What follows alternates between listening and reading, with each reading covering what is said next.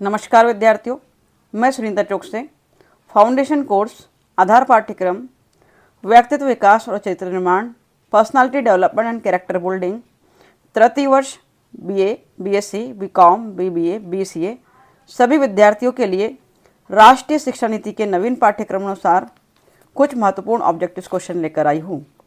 Previous video में आपने 67 तक फर्स्ट यूनिट के क्वेश्चन देखे। टोटल 70 क्वेश्चन के आसपास आपको फर्स्ट यूनिट के क्वेश्चन दिए गए हैं। आज हम प्रारंभ कर रहे हैं इकाई द्वितीय पर्सनालिटी डेवलपमेंट की इकाई द्वितीय हम देख रहे हैं फाउंडेशन कोर्स आधार पाठ्यक्रम में। पहला प्रश्न वस्तुनिष्ठ प्रश्न के रूप में, पहला प्रश्न आपके सम्मुख है। मनोविज्ञान के अनुसार कितने प्रकार के व्यक्तित्व होते हैं? 2, 3, 4 या 5? How many types of personality are the according to psychology? सही उत्तर है हमारा 3। ब ऑप्शन करेक्ट है 3। मनोविज्ञान के अनुसार 3 प्रकार के व्यक्तित्व होते हैं। प्रश्न क्रमांक 2, एक अच्छे चरित्र का निर्माण कौन करता है? व्यक्ति स्वयं, समाज, परिवार या राष्ट्र? तो what makes a good character? Individual himself, society, family या नेशन? हमारा सही उत्तर है अच्छे चरित्र का निर्माण व्यक्ति स्वयं करता है। ए ऑप्शन करेक्ट है। 3 नंबर का प्रश्न आपके समूह के विद्यार्थियों, निम्न में से कौन सा विकल्प उपलब्धि में व्यक्तिगत विभिन्नता का प्रतीक नहीं है? उपलब्धि में व्यक्तिगत विभिन्नता का प्रतीक नहीं है। सबसे पहले तो नहीं है पे अंडरलाइन करेंगे। कौन सा विकल्प उपलब्धि में, उपलब्धि से तात्पर्य अचीवमेंट में, which of the following option does not symbolise individual difference in achievement? तो पूर्व अनुभव में विभिन्नता, लिंग में विभिन्नता या रुचियों में विभिन्नता या पूर्व निर्देशन में विभिन्नता? तो उपलब्धि में व्यक्तिगत विभिन्नता का प्रतीक नहीं है। लिंग में विभिन्नता, लिंग में विभिन्नता नहीं है। उपलब्धि के लिए लिंग विभिन्नता कोई मायने नहीं रखती। ब ऑप्शन हमारा करेक्ट है, लिंग में विभिन्नता। बी ऑप्शन को टिक कर लेंगे, डिफरेंस इन जेंडर। रुचि होती है जन्मजात, अर्जित, स दोनों और द कोई नहीं। Interest is cognitive, acquired, both और नाइदर। सी ऑप्शन हमारा करेक्ट है, दोनों। जन्मजात और अर्जित दोनों होती है रुचि। 5 नंबर, अभिरुचि चरित्र एवं मूल्यों का विकास किसके द्वारा करवाया जाता है? प्रशिक्षण से, शिक्षण से, आचरण से या अनुदेशन से? By whom can development of interest, character and values be achieved? By training, by conduct, by teaching, by instruction? तो आचरण के द्वारा ही अभिरुचि चरित्र एवं मूल्यों का विकास होता है। हमारा ब ऑप्शन सही है कि आचरण के द्वारा। चलिए देखते हैं 6 नंबर का प्रश्न आपके सामने स्क्रीन पर है। 6 नंबर में देखिए, आत्म का केंद्रीय भाग है व्यवहार, व्यक्तिगत, बुद्धि या कोई नहीं? The central part of the self is behaviour, personal, intelligence और नन? हमारा बी ऑप्शन करेक्ट है, पर्सनल। आत्म का केंद्रीय भाव व्यक्तिगत है, आत्मा अर्थात व्यक्तिगत। 7 नंबर का प्रश्न, मानसिक विकास के पक्ष है? अ निरीक्षण, ब चिंतन, स ध्यान और द उपयुक्त सभी? The aspect of mental development are observation, contemplation, meditation, all of the above?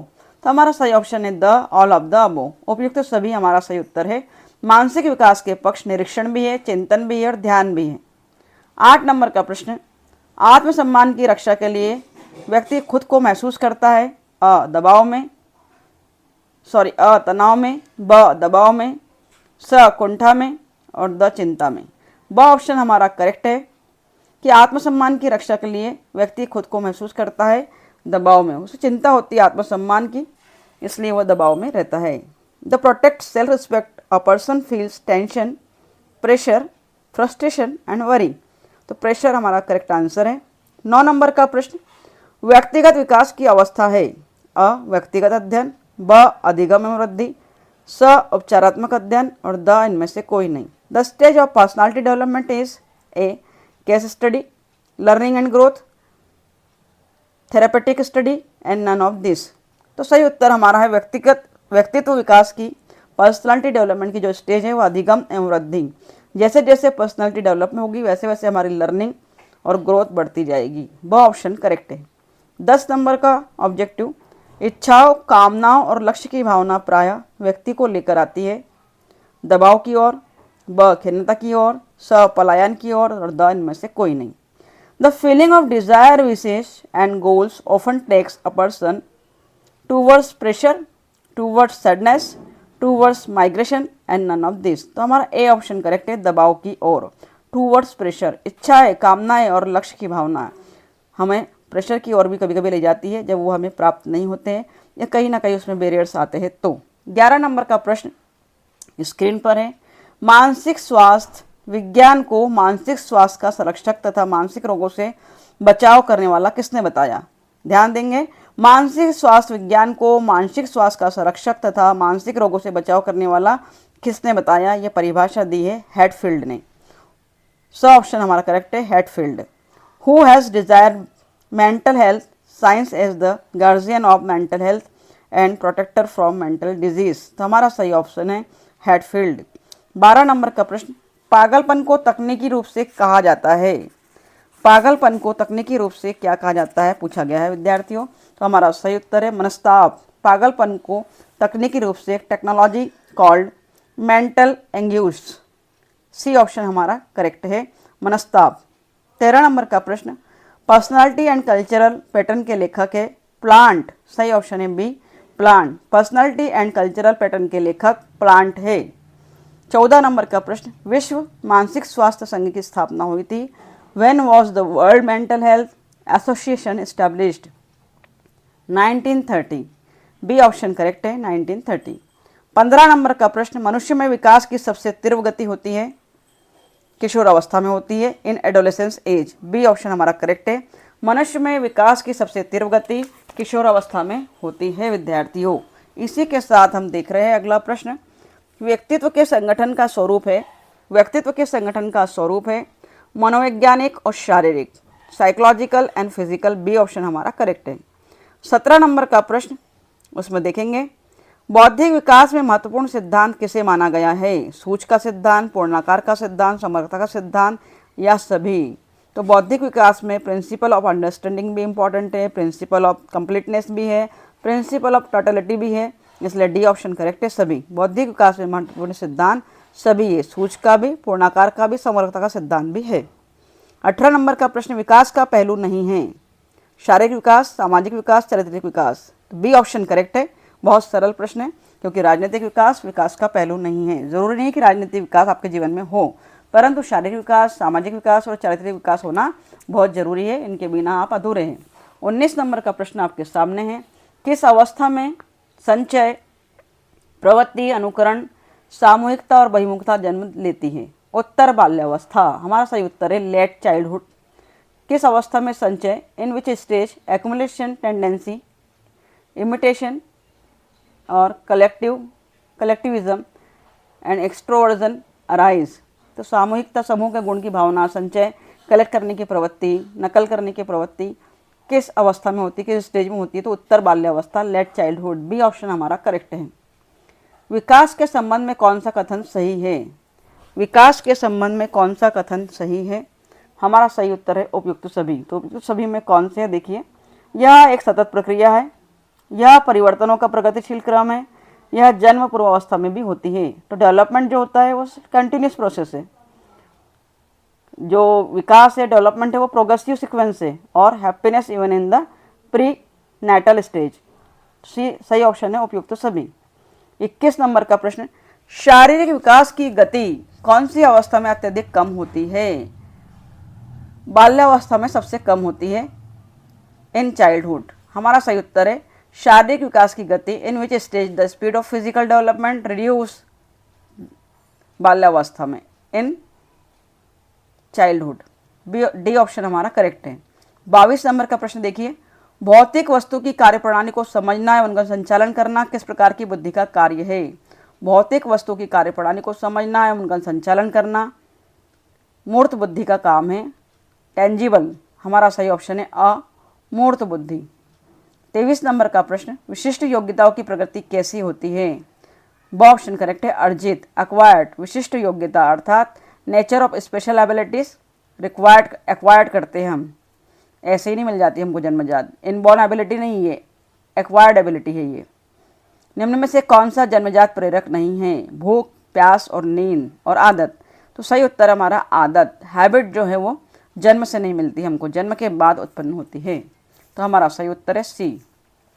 25 number का प्रश्न, निम्नलिखित में से कौन सा कोहलबर्ग के नैतिक विकास के चरणों का लक्षण है? कोहलबर्ग को पढ़ा होगा तो ही उत्तर दे पाएंगे।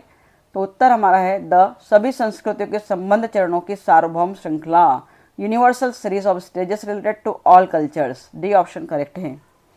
कोहलबर्ग के सिद्धांत के पूर्व परंपरागत स्तर के अनुसार कोई नैतिक निर्णय लेते समय एक व्यक्ति निम्नलिखित में से किस तरफ प्रवृत्त होगा?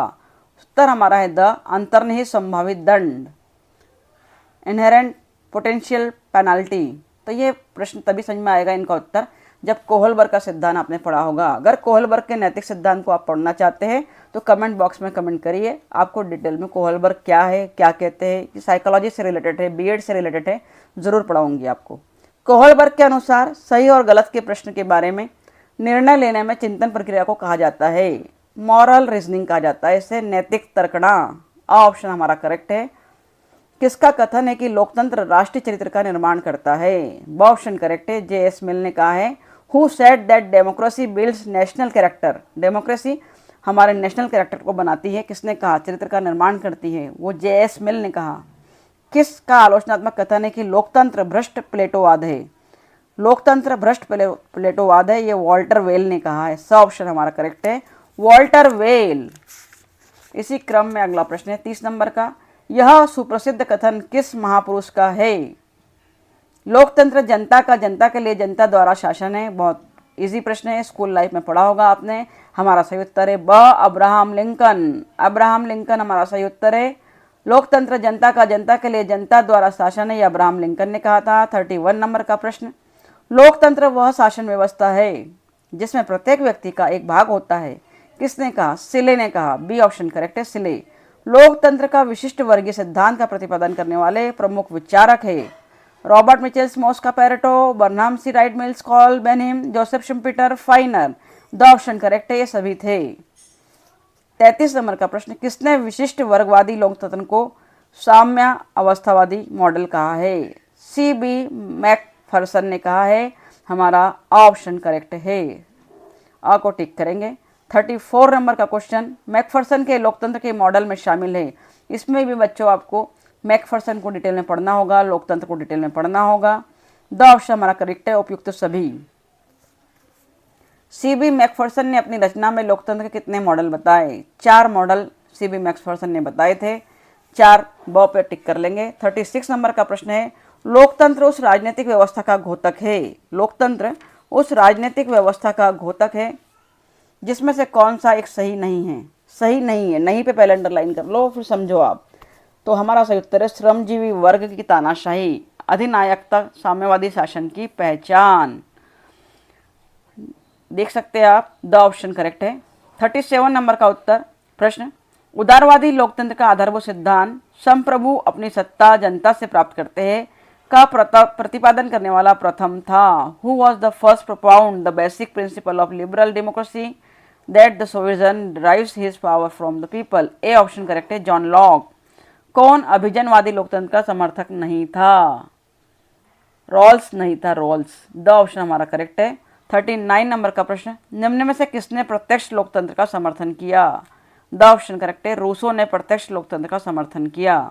निम्न में से किसे लोकतंत्र की पाठशाला माना जाता है? बी ऑप्शन करेक्ट है, लोकतंत्र की पाठशाला स्थानीय स्वशासन को माना जाता है, स्थानीय सरकार को माना जाता है। 41 नंबर का क्वेश्चन देखेंगे, निम्न में से किसने भारत में दलविहीन जनतंत्र का समर्थन किया था? दलविहीन जनतंत्र का समर्थन करने वाले जयप्रकाश नारायण थे। हमारा सही उत्तर है जयप्रकाश नारायण। 42 नंबर का क्वेश्चन है, वसुदेव कुटुंबकम क्या है? सो ऑप्शन करेक्ट है, श्लोक है। दिया है 4 ऑप्शन में, उक्ति है, सुक्ति है, कथन है, श्लोक है। तो हमारा सो ऑप्शन कर सही है, श्लोक वर्ड सही है। 43 नंबर का क्वेश्चन, वसुदेव कुटुंबकम किस भाषा का श्लोक है? तो ये संस्कृत भाषा का श्लोक है। ऑप्शन करेक्ट है, संस्कृत भाषा। 44 नंबर का क्वेश्चन, वसुदेव कुटुंबकम का श्लोक का अर्थ है पूरी पृथ्वी हमारा परिवार है। ऑप्शन करेक्ट है, 4 ऑप्शन दिए गए हैं, आ पर टिक करेंगे।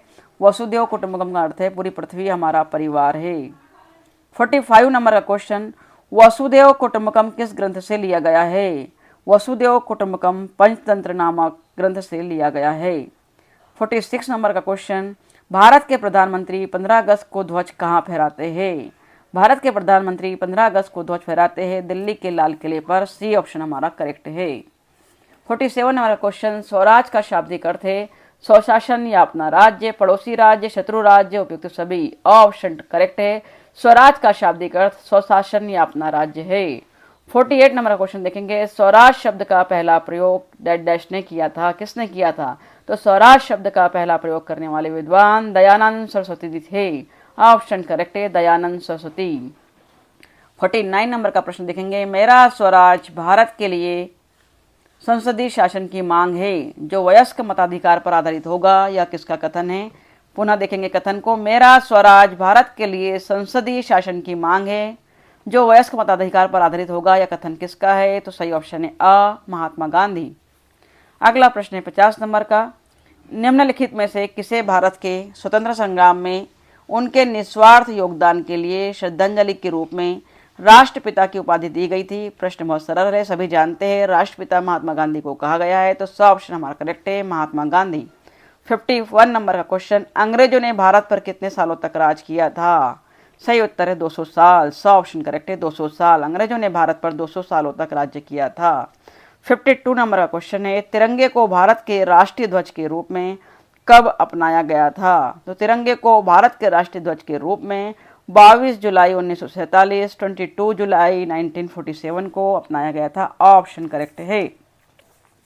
स्क्रीन पर आपके सामने अगला प्रश्न है 53 नंबर का, भारत की स्वतंत्रता के लिए भारतीय राष्ट्रीय सेना का निर्माण किसने किया था? भारत की स्वतंत्रता के लिए भारतीय राष्ट्रीय सेना का निर्माण सुभाष चंद्र बोस ने किया था। सब ऑप्शन हमारा करेक्ट है, सुभाष चंद्र बोस। 54 नंबर का क्वेश्चन है, भारत का संविधान कब लागू हुआ था? हमारा उत्तर है 26 जनवरी 1950। भारत का संविधान 26 जनवरी 1950 को लागू हुआ था। ब ऑप्शन करेक्ट है। 55 नंबर का क्वेश्चन है, भारत का अंतिम गवर्नर जनरल कौन था? भारत का अंतिम गवर्नर जनरल सी राजगोपालाचारी थे। ऑप्शन हमारा करेक्ट है। 56 नंबर का क्वेश्चन, सह अस्तित्व एक ऐसी स्थिति है जिसमें दो या दो से अधिक समूह अपने मतभेदों का सम्मान करते हुए अपने संघर्षों को अहिंसक तरीके से हल करते हुए साथ रह रहे हैं।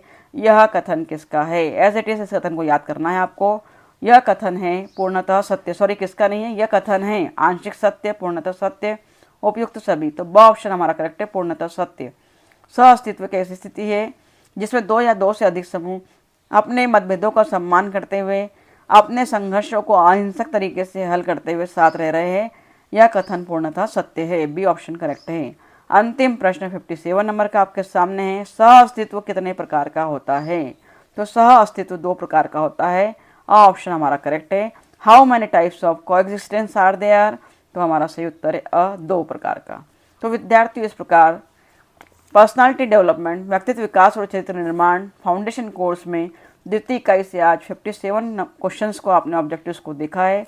अगले वीडियो में इकाई 3 से और भी महत्वपूर्ण ऑब्जेक्टिव्स आपके सामने प्रस्तुत किए जाएंगे। तो बने रहिए हमारे चैनल के साथ। बीएड क्लासेस सुनीता चौकसे में। और कोई क्यूरी है, किसी प्रकार की कोई डिमांड है तो कमेंट बॉक्स में लिखिए। वीडियो आपके लिए अगर हेल्पफुल है तो इसे दोस्तों में शेयर कर दीजिए विद्यार्थियों। Thank you very much for watching my video. Thank you.